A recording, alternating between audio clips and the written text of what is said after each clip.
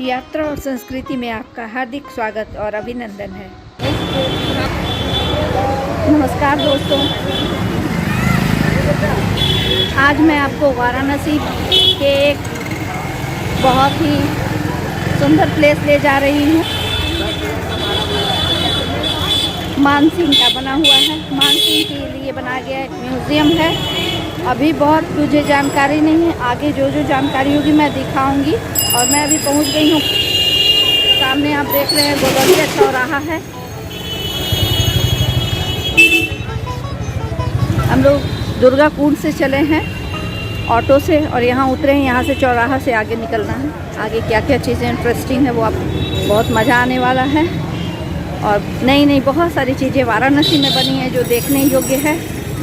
वैसे तो ये बहुत ही ऐतिहासिक महत्व का जगह है और हिंदुओं के लिए बहुत ही महत्वपूर्ण धार्मिक स्थल है, लेकिन साथ ही साथ आजकल पर्यटकों के लिए भी बहुत ही नई जगहों को डेवलप किया जा रहा है जो आपको देखने को मिलेगा। मानसिंह वेधशाला आभासी अनुभवात्मक संग्रहालय या डिजिटल संग्रहालय वाराणसी कैंट से करीब 4 से 4.25 किलोमीटर की दूरी पर स्थित है। आप या तो गोदौलिया चौराहा से मानसिंह घाट की ओर चल सकते हैं या फिर दशाश्वमेध घाट को पार करने के बाद सीधे मानसिंह घाट की सीढ़ियों से चढ़ते हुए यहाँ पहुँच सकते हैं यदि आप घाटों से आना चाहते हो तो। यह म्यूजियम सोमेश्वर घाट के पास स्थित है। यह गोदौलिया का बाजार है और यहाँ हम लोगों ने एक नई चीज़ देखी, रुद्राक्ष का फल।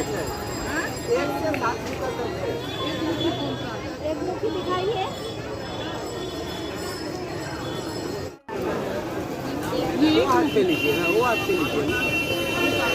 ये देखिए ऐसा आएगा, इससे छोटा साइज है। वो हाथ पे लीजिए।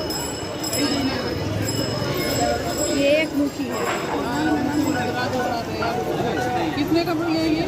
वो 2500 तक आएगा। अब काट का ये 2000 तक आएगा। 2001 में ये 20 रुपया है, 30 रुपया है।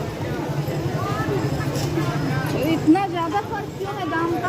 तो महंगा है। बड़े रुद्राक्ष का दुकान में जाओगे 6000-7000 रुपया लेगा, लेकिन ऐसा छिलके में नहीं दिखा पाएगा। बड़े रुद्राक्ष का दुकान में जाएंगे वही पीस 6000 रुपया का कम में नहीं, लेकिन छिलके में नहीं दिखा पाएगा। जो एक मुखी होता है वो ज़्यादा महंगा होता है। हाँ, वो बहुत महंगे होता है। ये कितना मुखी बना? ये 20 रुपया, ये भी 20 रुपया, इधर वाला 30 रुपया। हाँ, ये कितना मुखी है? सब पंचमुखी है, टोटल पंचमुखी। हाँ,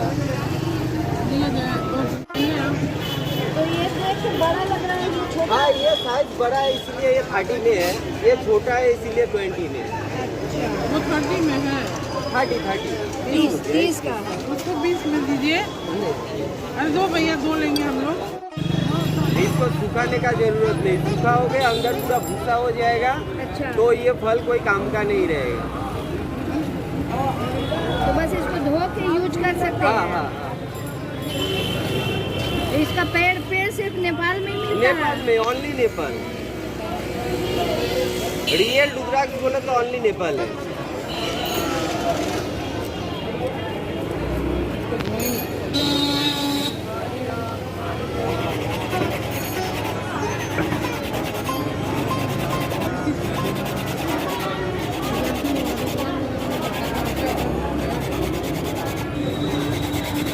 कितना ले लेता है?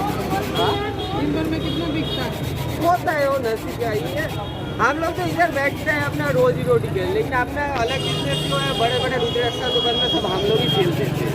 अच्छा, मतलब आप लोग का हाँ, उधर 2 पैसा आता है, इधर सिर्फ खर्चा पानी खाने पीने का वही पैसा।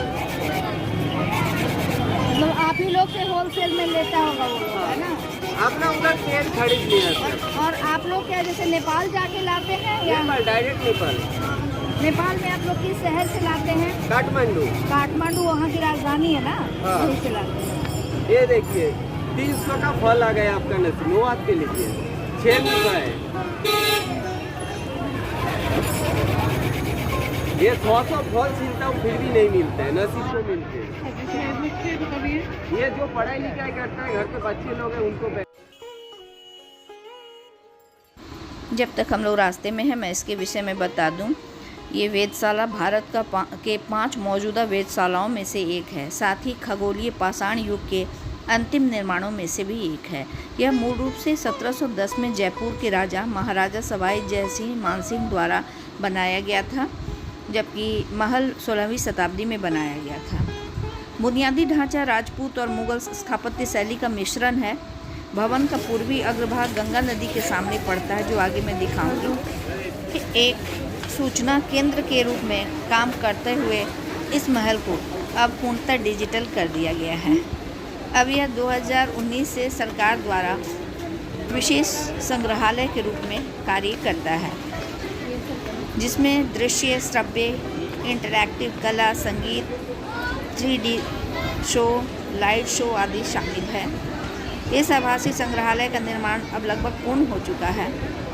यह स्थान भारतीय पुरातत्व विभाग के अंतर्गत आता है। सिर्फ 25 रुपये प्रवेश शुल्क में यह आपको वाराणसी का इतिहास, जीवन शैली, संस्कृति और वास्तुकला की एक झलक दिखलाता है, जो पूर्णतः डिजिटलाइज्ड है और बहुत ही इंटरेस्टिंग है। चलिए आगे हम देखते हैं क्या क्या यहाँ देखने को मिलता है।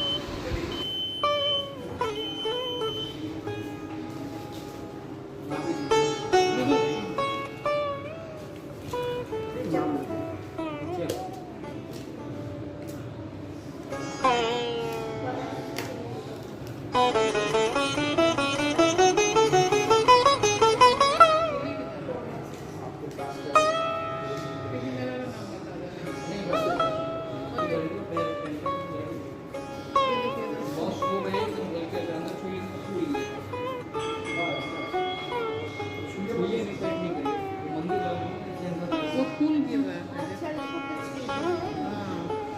सब डिजिटल वाला सारा चीज़ है। फूल, अध्यात्म प्लस साइंस का कॉम्बिनेशन।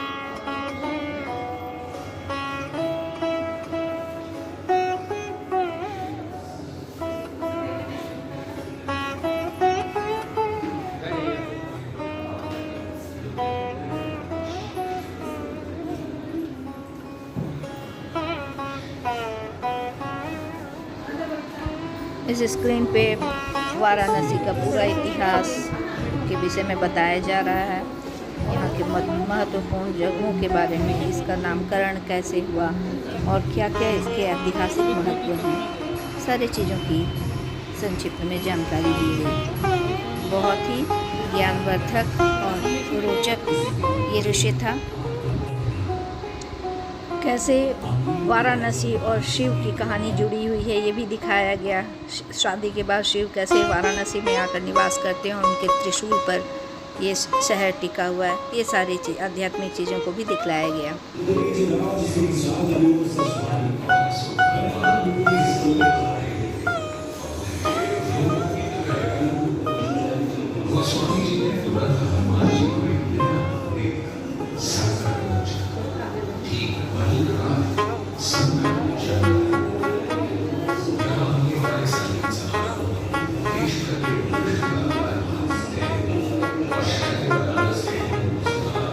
बड़ी खूबसूरत तरीके से बनारस की गलियों को भी दर्शाया गया है इस महल के अंदर। इतने खूबसूरती से ये देखिए बनारसी पान को दिखाया जा रहा है।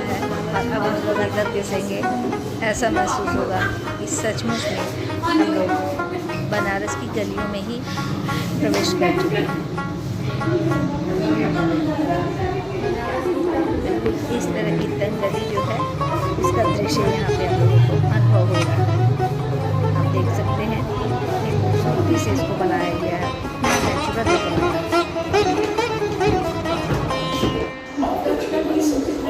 इस सेक्शन में साहित्यिक कलाकारों के जो साहित्यकार हैं उनके विषय में दिखाया गया। ये पुस्तक जैसी चीज़ें हैं और इसमें हम जिसको टच कर रहे हैं, जैसे मैंने मुंशी प्रेमचंद को टच किया तो पूरे मुंशी प्रेमचंद की कहानी इसमें दिखाई जाने लगी। उनके बचपन से लेकर उनकी साहित्यिक कृतियों से लेकर कौन कौन से साहित्य उन्होंने लिखे हैं, सारी चीज़ों को इस पर दिखाया जाने लगा। और इसके अलावा ये तो साहित्य है। और यहाँ देखिए जैसे मैंने किया था बटन से लगा था, ये बनारसी साड़ी इस तरह ट्रेडिशनल बनारसी साड़ी बनाई जाती है, उसके बारे में इसमें दिखाया जा रहा है। वर्ल्ड फेमस बनारसी साड़ी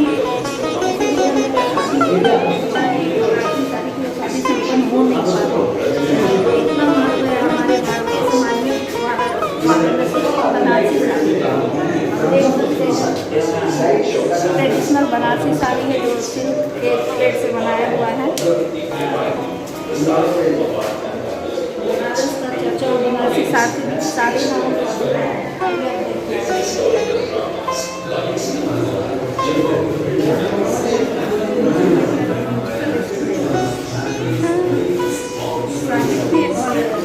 कला, ये दो चीज़ें बनारस में बहुत अच्छा है। आप देख सकते हैं यहाँ सारे बताया गया है और दिखाया गया है।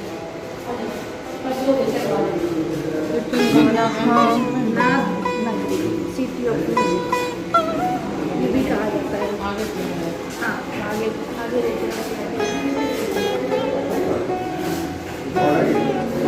यहाँ से व्यू बड़ा अच्छा आ रहा है।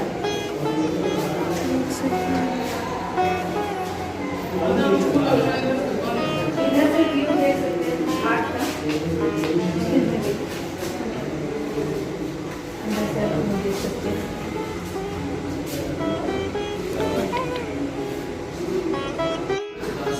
यहाँ हमने ये हेडफोन लगाया और जिस बटन को दबाया, जिस कलाकार जैसे सितार वादक को, तो फिर उनके ही जो उन्होंने सितार वादन किया वो को सुनने को मिला।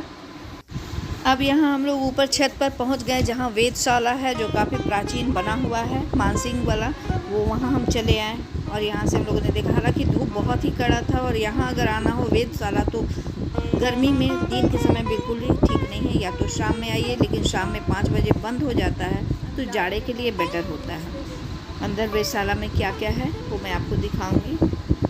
सम्राट यंत्रम है, चक्र यंत्रम है, बहुत सारी चीज़ें हैं।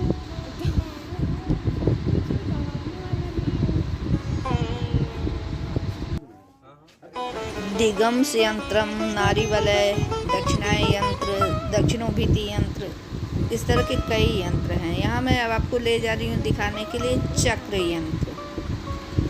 सूर्य, चंद्रमा और सितारों की गिरावट और मध्याह्न से समय में उनकी दूरी को मापने के लिए इस चक्र यंत्रम का उपयोग किया जाता था।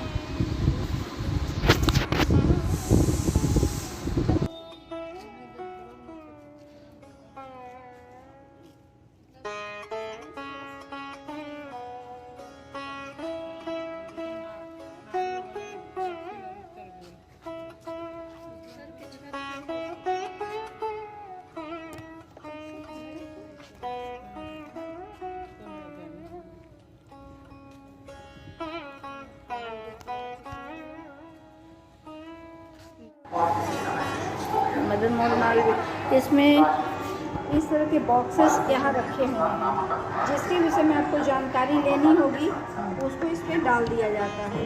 जैसे अभी इसको हटा दिया गया और इसकी जगह ये डाल दिया गया। अब आप देख सकते हैं अहिल्याबाई। अब अहिल्याबाई के विषय में पूरी जानकारी मिलेगी। वो कंप्लीट डिजिटल संग्रहालय है। डिजिटली आपको इसके विषय में सारी जानकारी मिलेगी, यानी साइंस और ट्रेडिशन दोनों का बहुत ही सुंदर कॉम्बिनेशन है इस संग्रहालय में। ये मदन मोहन BHU का डाला गया, तो BHU के बारे में पूरी जानकारी दी जा रही है।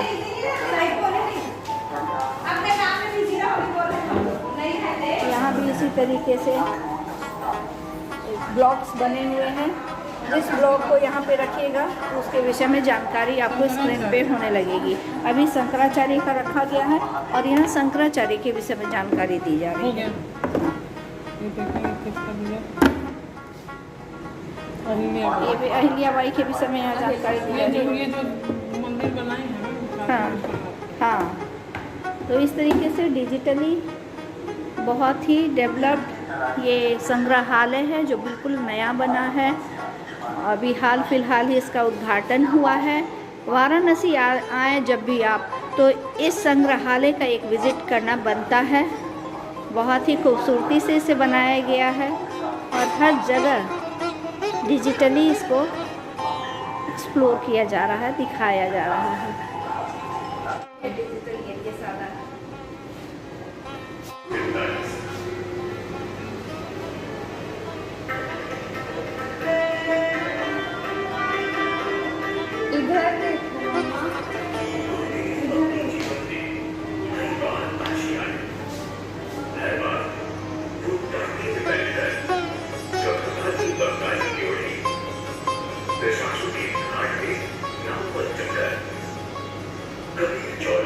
फिर बटन दबाओ जो कहानी देखना होगा बस।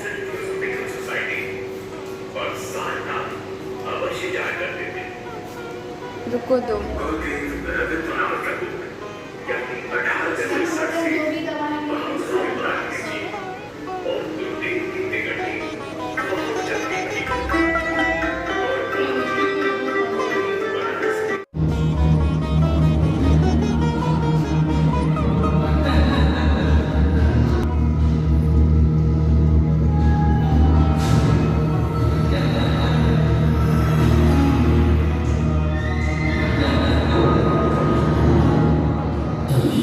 घोड़े की रक्षा को मिले 7,000 सरपुत्र वहां आ पहुंचे।